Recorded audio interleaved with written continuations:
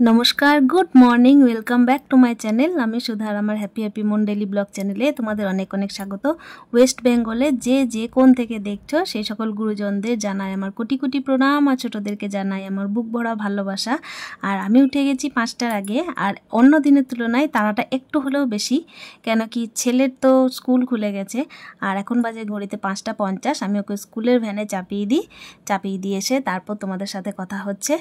और এই যে এই রাস্তাটা দিয়ে আমরা মানে বাড়ির সামনে দিয়ে যাচ্ছি।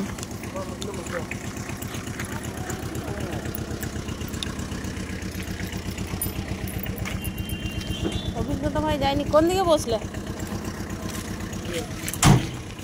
টাটা।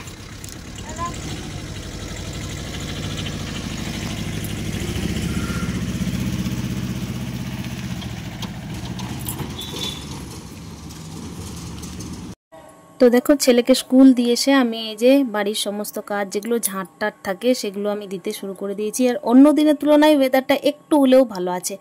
আর আমাদের এই চারিপাশে না প্রচণ্ড পরিমাণের গাছপালা আছে বাড়ির চারিপাশে, তো হাওয়া দিলেই আর ফ্যানের দরকার হয় না। কিন্তু যদি হাওয়া দেয় তাহলে ফ্যানের দরকার হয় না, আর যদি না দেয় তাহলে আর বলতে হবে না। কেন কি এবছর গ্রীষ্মর যে তাপটা আছে এখনও পর্যন্ত বর্ষাকাল ঢুকে যাওয়া সত্ত্বেও সেই একই রকম চলছে। কিন্তু দুদিন থেকে মনে হয় অন্য কোথাও বৃষ্টিটা হয়েছে, তো সেই কারণে হাওয়াটা একটু হলেও দিচ্ছে। আর এখানে দেখো আমি পূর্ব দিকের জানলাটা তো খুলে দিয়েছিলাম, কিন্তু এটা হচ্ছে দক্ষিণ সাইডের জানলা বেডরুমের। তো এখানে গোপাল শুয়েছিল, তো সেজন্য গোপালকে আর ঘুম থেকে ডিস্টার্ব করলাম না, একদম স্নান সেরে চলে এসেছি গোপালকে উঠাতে, সেই জন্য এখন খুলছি। আর আমি এখানে চলে এসেছি গোপালকে এই যে ঘুম থেকে উঠিয়ে স্নান করিয়ে ফেলেছি, তারপরে ওর শৃঙ্গার করে নিচ্ছি। মানে ও এখন গরমের মধ্যে সেভাবে কিছু পরাবো না, তো যেটুকু দরকার সেটুকু পরাবো। আর যেগুলো ওর প্রত্যেক দিনের মোটামুটি ওকে লাগেই সেগুলো একটু দিয়ে দিই। তারপর যে সমস্ত কাজ বাড়ির থাকে মানে রান্না বান্না সেই সমস্ত কাজগুলো এক এক করে সেরে ফেলবো। আর এই যে দেখতেই পাচ্ছ আমি চলে এসেছি বাটনা বাটতে, কেন কি পোস্তটা তো আমি জানোই শিলনোড়ায় বাটি, আর বাকি জিনিসগুলো তো এখন মিক্সারের যুগ, তাই মিক্সারের মধ্যেই বাটার চেষ্টা করি। আর এমনিতে হলে পরে সবই পারতাম, যেহেতু হাতে অসুবিধা সেই জন্য একমাত্র পোস্তটা ছাড়া অন্য কিছু বাটি না। আর ভাবছি আজকে আম আলু পোস্ত করব, কেন কি গরমের মধ্যে কয়েকদিনই আম আলু পোস্তটা খাওয়া হয়নি, তো আম আলু পোস্তটা করব ভাবছি। আর তারপর দেখা যায় আর কি করা যায়। আর আজকে হচ্ছে আমি মঙ্গলবারে ব্লগটা শেয়ার করছি, তাই মঙ্গলবারে একটু নিরামিষ হবে। তো সয়াবিনটা হচ্ছে, তো সয়াবিনের সাথে আর কি করা যায় সেটা তোমাদের সাথে আমি দেখি কি করা যায়। হ্যাঁ, তারপরে তোমাদের সাথে বলছি আমি। আর এদিকে তো দরজায় ঠকঠক করে সায়ন্তিক মনে হয় প্রত্যেক দিন ও যে কাজ করে আজকেও সেটাই, আমি এটাই সন্দেহ করেছিলাম যে সায়ন্তিক মনে হয়, তো ও আবার ফিরে এসেছে। প্রত্যেক দিন যেরকম গ্রীষ্মের ছুটির আগে করতো, প্রত্যেক দিন ফিরে এসেই আমার সাথে লুকোচুরি খেলতো, সেইটাই একই কাজ আজকেও করছে। জামা কাপড় খুলে দাও, জামা কাপড় খুলে দাও, স্কুলের ড্রেসটা ঠান্ডা জল দিচ্ছি। স্কুল ড্রেসটা খুলে দাও, স্কুল ড্রেসটা খুলে দাও, আগে আগে ব্যাগটা রাখো।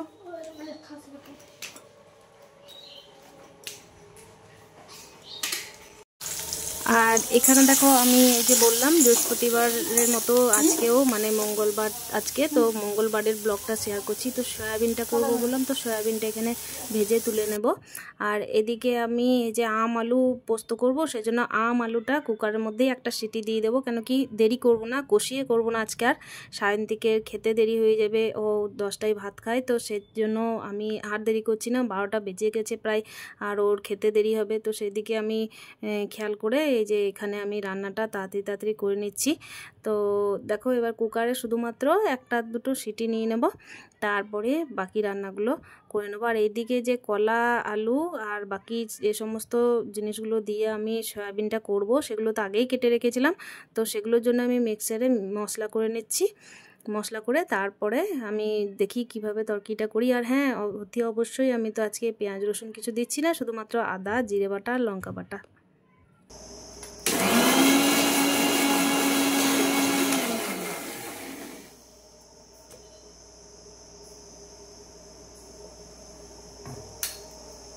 আর রান্নাঘরে প্রচুর পরিমাণের মানে তেল চিট হচ্ছে, সেজন্য আমি এই যে মিক্সিটা মুছে নিচ্ছি। আমি রান্নাঘরটা একবার ভালো করে পরিষ্কার করে নেব, তো অন্য একটা ব্লগে তোমাদের সাথে শেয়ার করব। আর তারপরে দেখো এখানে আমি এই যে কড়াইয়ের মধ্যে তেল দিয়ে দিচ্ছি, তো আমি ডালটা একটু ছুঁক দিয়ে দেবো। তো গরমের মধ্যে যেহেতু শুকনো লঙ্কাটা এখন অ্যাভয়েড করার চেষ্টা করছি, এবার কিছু কিছু তরকারিতে না দিলেও নয়, তবে কিছু কিছু তরকারিতে একদমই না দেওয়ার চেষ্টা করছি। তো এখানে একমাত্র 5 ফোড়ন আর এই যে কাঁচা লঙ্কা।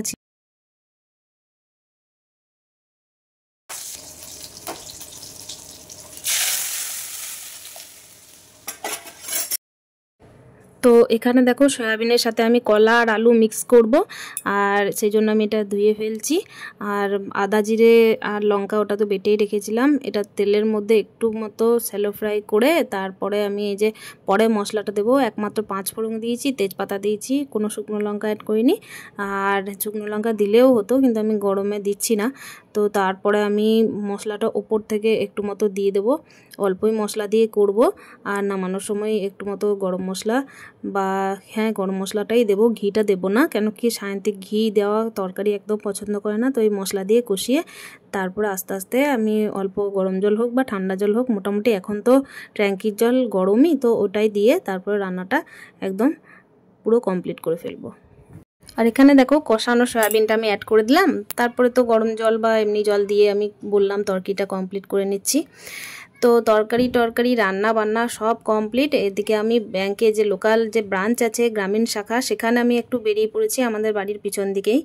তো সায়ন্তিকও আমার সাথে চললো, কেন কি এই যে মিস্ত্রিগুলো লেগেছিল, তো মিস্ত্রিগুলো লাগার কারণে মাসের যে খরচটা থাকে মোটামুটি তোলা, সেটা আমার হাত থেকে বেরিয়ে গেছে। আর সায়ন্তিক আমার সাথেই এসেছে। দেখো সায়ন্তী এখানে একটা মাজার বোতল 20 টাকা নিল আমার কাছে, ওখান থেকে নিয়েও একটা দোকানে মিষ্টির দোকান থেকে এই যে একটা মাজা ঠিক নয়, তবে একটা আমের ফ্রুটি টাইপের একটা কি একটা নিয়েছে, তো ওটা বসে বসে খাওয়ার ধান্দা ওর। এখানে দেখো আমি টাকাটা মোটামুটি তুলে নিলাম, 5000 টাকা হাতে নিয়ে আমি ওখান থেকে সায়ন্তীকে নিয়ে এই যে এখানে গ্রামের ভেতর দিয়ে মানে পাড়ার ভেতর দিয়ে এখানে চলে আসছি বাড়ি। হ্যাঁ এদিকে চলো।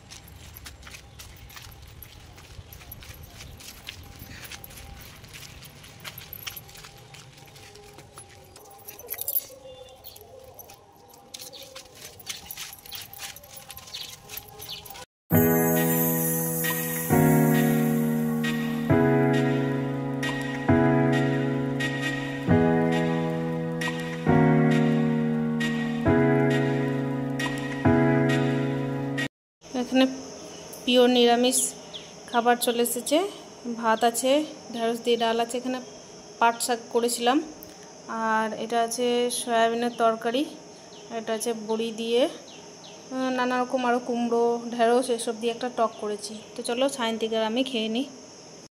দুপুরের খাওয়া দাওয়া রেস্টের পরে এই যে ছাদে চলে এসেছি। ছাদে এত সুন্দর হাওয়া দেয়, পিছন দিকে যে পশ্চিম দিকে বাড়ির পিছনে যে গাছটা আছে, সেই নিম গাছটা আমরা প্রত্যেক বছর কেটে দিই, কিন্তু এই বছর যেহেতু বৃষ্টিটা নেই সেহেতু গাছটা কাটিনি। কেন কি গাছটা এই কারণেই কেটে দিই, বর্ষার জলে ছাদটা পুরো নোংরা করে, তো সেই জন্যই কেটে দেওয়া হয়, কিন্তু এবছর কাটিনি। আর এত সুন্দর হাওয়া দেয় যে বাইরে না বেরোলে বোঝা যায় না। আর দেখো সায়ন্তিক এখানে ছাদে চলে এসেছে। সায়ন্তিকেও প্রত্যেকদিন ফুটবল খেলতে চলে যায়, কিন্তু এই মাত্র ঘুম থেকে উঠলো, তো তাই এতটা মুড ঠিক নেই। আর দেখো এখানে বাচ্চারা সবাই কি সুন্দর খেলা করছে, আর এই যে চারিদিকে গাছপালা কত দেখতেই পাচ্ছ। গাছপালার কারণে এখানে প্রচণ্ড পরিমাণের হাওয়া, বাতাস একদম খুব সুন্দরভাবে ভরপুর। এই যে দেখতেই পাচ্ছ নিম গাছটা এত সুন্দরভাবে দুলছে যে এখান থেকে ছেড়ে যেতে ইচ্ছাই করছে না। আর এই যে 1 কাপ লাল চা আর 2টো সুগার ফ্রি বিস্কুট নিয়ে আমি বসে পড়েছি এখানে বিকেল টাইমে। বিকালের চাটা খেয়ে আমি এই যে গাছগুলোতে ভীষণ পরিমাণের পোকা ধরেছিল, মানে ওই যে জবা গাছে যে পোকাগুলো হয় না, সেই পোকাগুলো মিলিবাগ যেটাকে বলে, তো সেই পোকাগুলো একদম গাছে একদম চাপ ধরে লেগে আছে।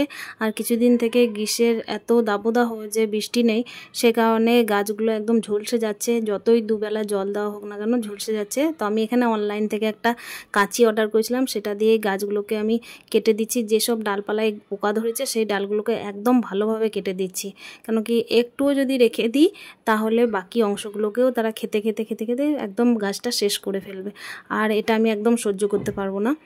তো বন্ধুরা, ব্লগটা আমি আর কন্টিনিউ করব না। যে যেখান থেকে ব্লগটা দেখছো ওয়েস্ট বেঙ্গলের, সেখান থেকে একটু কমেন্ট করে জানানোর চেষ্টা করো ব্লগটা তোমাদের কেমন লাগছে। যদি ব্লগটা একটুও ভালো লেগে থাকে তো অতি অবশ্যই আমার সাথে থেকো। আর ব্লগের শেষে আমি আবারও সবার চরণে প্রণাম, গুরুজনদের চরণে প্রণাম জানিয়ে আর ছোটদেরকে ভালোবাসা দিয়ে ব্লগটা এখান থেকে স্টার্ট করছি। তোমরা ভালো থেকো, সুস্থ থেকো, দেখা হচ্ছে নেক্সট ব্লগে। ততক্ষণের জন্য স্টে হ্যাপি উইথ হ্যাপি মন।